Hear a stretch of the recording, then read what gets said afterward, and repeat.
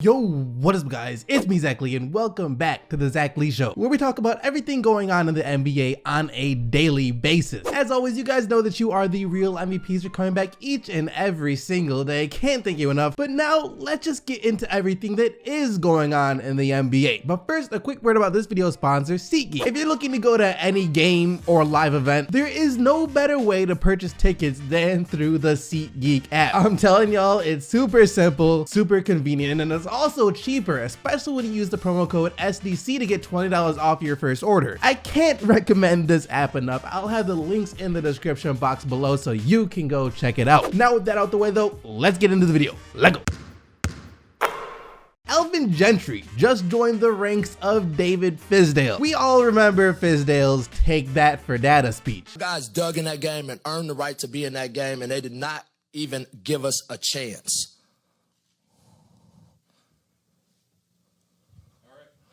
Take that for data. One of the best speeches that has ever been speeched by a head coach. Matter of fact, one of the best speeches ever, if you were to ask me. There's just something about a coach sticking up for his players, to the refs, to the media after the games, that earns them a lot of respect in my book. And that's why I say that Alvin Gentry has joined the ranks of Fizdale. Because after the Pelicans lost to the Rockets yesterday, Alvin Gentry gave a speech that rivals Fizdale's "take that for data" speech. Man completely went off on the refs. Take a look. You know, the thing that bothers me more than anything, and I really don't care, is that, you know, we try to play the right way and we play our ass off, and then what happened to us is that, you know, AD never gets a call. He never gets a call. You know, we talk about them holding him, we talk about them grabbing him on rolls, we're talking about him coming under him on post-up. He never gets a call. Not one. And you know why? Because he doesn't bitch and complain about it. He just keep playing the game. And so then it comes down to a few plays in the game. You can't guess on plays when you got teams playing for playoff spots. You can't guess on the game. You can't guess on a foul. When a guy's got his hands on his chest and he's got his hand in and you call a three-point shot, that's not right. That's not correct. That's not the way you do it. And then you give them the ball back on another play when they undercut a player, that's not right either. That's not correct. That's not the way you call the game. It's not. And then when you can get technical fouls from walking away from a guy, then this league has really changed. I walked away from him so I wouldn't get attacked. Also went on to say that he isn't trying to take anything away from the Rockets. That's a great team. They have a couple of phenomenal players. He just wished that his guys would get the same level of respect from the refs that James Harden does for the Rockets. That being said, I thought we did everything we could to try to win the game. That's a great team down there. They have a great team with a great player. You know, to me, he's the MVP of the league. He's done everything to earn that. You know, his team got the best record. He's a closer. He comes up with big shots when he needs to. You know, and they got two guys, he and CP, that can close the game that are great, great players. And that's a great team down there, and Mike's done a great job coaching. But all I'm saying is that, you know, if you're going to do that, then call it both ways. You know, when AD rolls to the basket and AD's grabbed and he's held, then give him the same call that you would give somebody else. That's all. It's not right. It's not right. Because you know what? We're battling our ass off for a playoff spot. And all we want is to have the game called the right way. And I'll take the damn fine that they're going to give me tomorrow, that's fine. But I'm sick of it because we hadn't said anything the whole year. We hadn't said one thing about it the whole year. We talk about it, we send it in, we write it down on the evaluation. Can you please watch the screening rolls? Can you please watch them grabbing AD? Can you please watch them under him when he's shooting the basketball? Okay. But nothing ever happens with it. And so I'm sick and tired of it. And so I'll take whatever they... Now, there were a lot of whistles that didn't go your way yesterday if you are a New Orleans Pelicans fan. But there was one in particular that stood out from the rest. There was one that was absolutely devastating. It was when the refs called a shooting foul on Jrue Holiday after James Harden used Jrue Holiday's hand to foul himself from three, which led to Alvin Gentry also getting a technical foul. Recovers. Shot clock winding down. Quarter three for Harden got fouled. Holiday can't believe it. Shot clock was running down and James goes right up through the arm there. It's a soft call, but it's a call they have to make.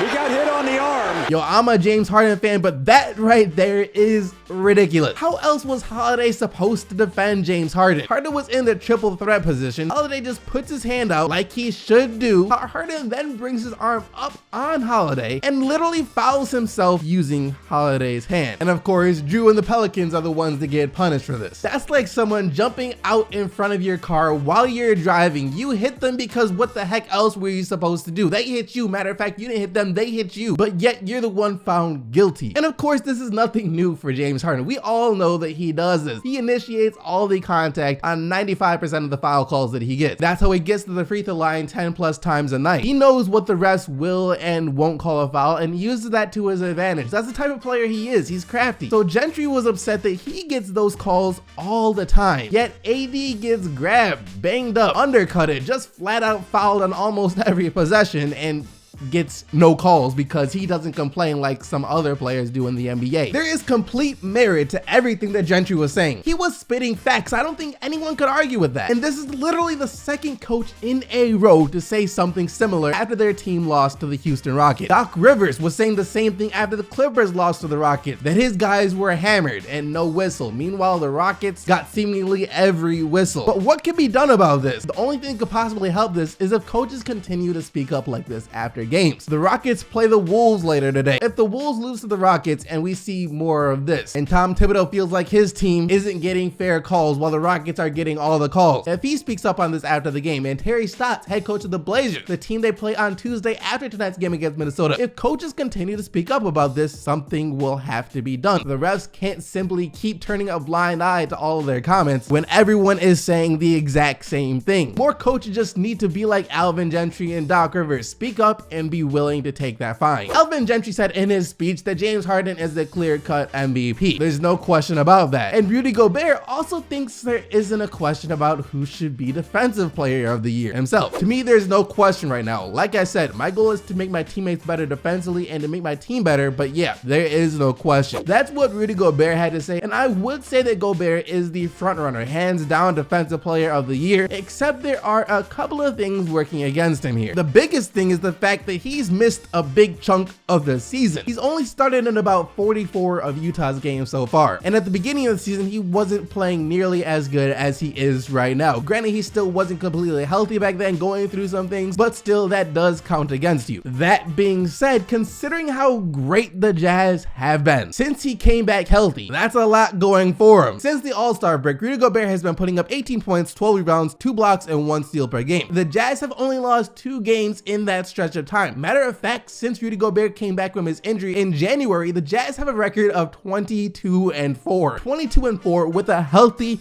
Rudy Gobert. You know what? He just might be the Defensive Player of the Year, despite the fact that he's missed a handful of games this season, because when he's played, he has been the Defensive Player of the Year. So Glen Davis, the former NBA player who won a ring with the Boston Celtics, is back in the news, and he's back in a little bit of trouble as he was arrested on drug charges. Now, this actually happened all the way back on February 7th, but it is just now making its way to the mainstream media. He was arrested in a Maryland hotel on possession and distribution charges after the owner of the hotel said he smelled marijuana coming from Davis's room. Police were then called, they searched Davis's room and found a briefcase with enough marijuana for it to be considered intent to sell, 126 grams, as well as $92,000 cash. And after this story came out yesterday, Davis decided to take it upon himself to try and clear his name on Instagram as he uploaded this video to Instagram.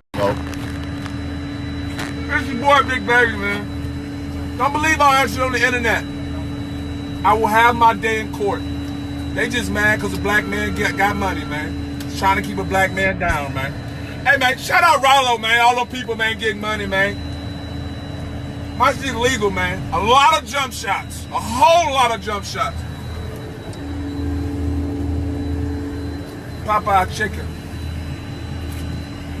Whole lot of jump shots. The video has since been taken down. I'm sure his lawyer told him to take it down since the trial is still ongoing, but I don't even know what to say about this. People are debating on why on earth is he carrying so much cash on him? Why do you have $92,000 in a briefcase? Then of course people are saying, well, remember, he was in the freaking NBA. The man made millions. $92,000 to him isn't the same as $92,000 to most of us. Personally, I think it's stupid. I think it's ridiculous to carry that much money around you in cash. Like, what do you need $92,000 in cash for? It's stupid to have that in the first place, and I think flaunting it online in a video like that is also pretty stupid. It ain't a good look, but it's his life. The man can do what he wants, and he's made a whole lot of jump shots. Speaking of jump shots though, someone who's going to look to make a heck of a lot more of them next season is the center of the Detroit Pistons, Andre Drummond, as he says he's already been spending time behind closed doors working on adding a mid-range jumper to his game. And this is actually true because he's taken a couple in the past few games. But he says after this offseason, during the 2018-2019 season, we're going to be seeing a lot more of it. That's something I've worked on all season behind closed doors, taking my time to critique it, perfect it, and next season I should be shooting them consistently. Going into year 7 of my career,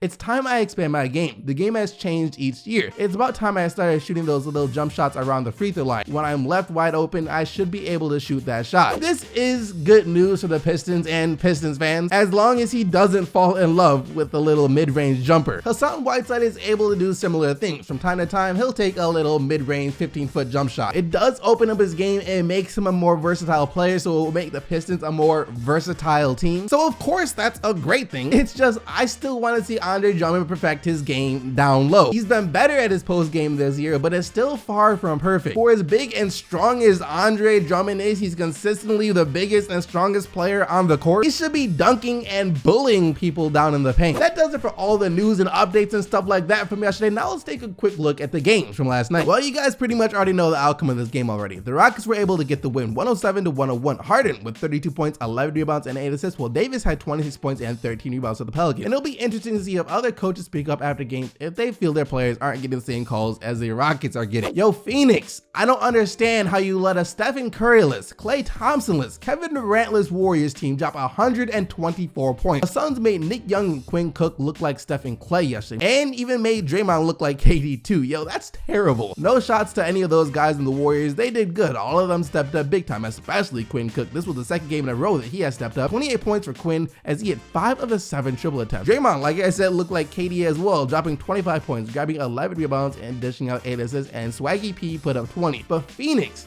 I actually got no words for you for allowing this to happen. None at all. Josh Jackson was great at least, as he scored a career high 36 points, 124-109 the final score. And the Jazz win again. They were around 10 games below 500 early in the season, and now they are 10 games above 500. That's the Mitchell and Gobert difference. Best guard big man duo since Kobe and Shaq. Let me chill.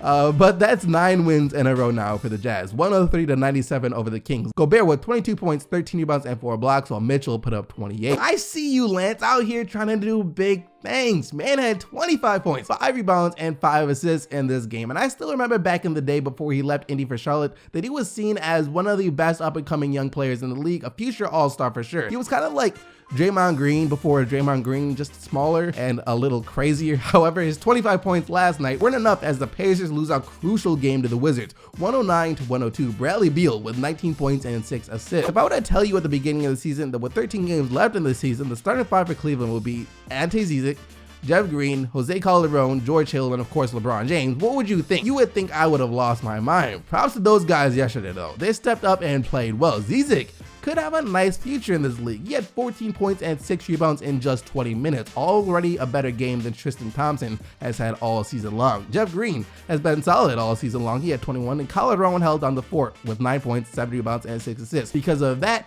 the Cavs were able to get the 114-109 win of the Bulls. It also helps though that they were playing against the Bulls and that they had this guy named LeBron James, who had another triple-double with 33 points, 13 rebounds, and 12 assists. That probably helps more than anything. Wiggins responded pretty nicely to all the backlash he got for those reports that weren't true, by the way, that came out. 21 points and 8 of 15 shooting, as well as 5 rebounds and 5 assists. He was the Wolves' best player last night, and that is exactly why the Wolves lost to the Spurs. Look, Wiggins was good, but Aldridge was much better. He went to work on Minnesota's front line. 39 points and 10 rebounds for LA, as it looks like the Spurs just might make the playoffs this year, even without Kawhi. Look, best player out for the whole season, and they still make the playoffs out west. Only the Spurs. 117-101, the final score. Make that 12 straight wins for the Blazers as they beat my Pistons, and I ain't even mad anymore. I ain't tripping. I want to keep that draft pick that we traded the Clippers. If we lose out the rest of the season, the odds still won't be in our favor, but at least we'll have a better chance. So go ahead, Portland. Take this win on us. I insist. 100-87.